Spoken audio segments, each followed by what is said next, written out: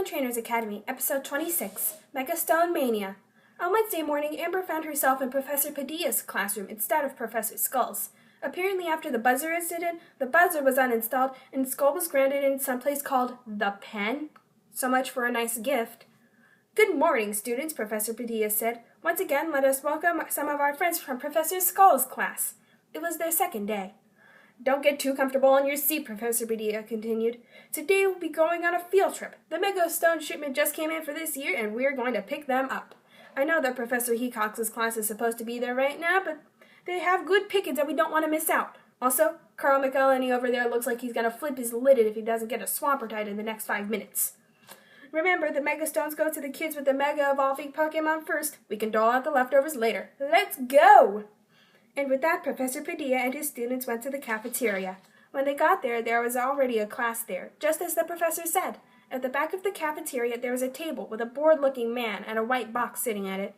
A long line of impatient children waited in front of it, and the little girl in front was looking in the box.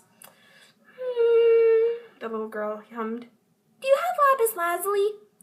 These are Mega Stones, not gemstones, the man said. Oh, the little girl replied. Do you have anything for Klefki? No, the man said. Klefki doesn't Mega Evolve. But Klefki's my only Pokemon. Then get out of the line. You can get a Mega Stone later. The girl sighed and left the line. Next in line was Wally. Here's your Keystone, kid, the man said as he put a black bracelet with a rainbow-colored stone on Wally's wrist. What Mega Stone do you want? I would like 1 Gardevoir and 1 Galadite, if it pleases you. It doesn't please me, the man replied. Why, thank you. Wait, what? You can't have 2 Mega Stones. But I have a Ralts and I don't know what it'll evolve into. It'll evolve into a Curlia. Oh, gee, thanks, Wally said sarcastically. You're not getting that second Mega Stone.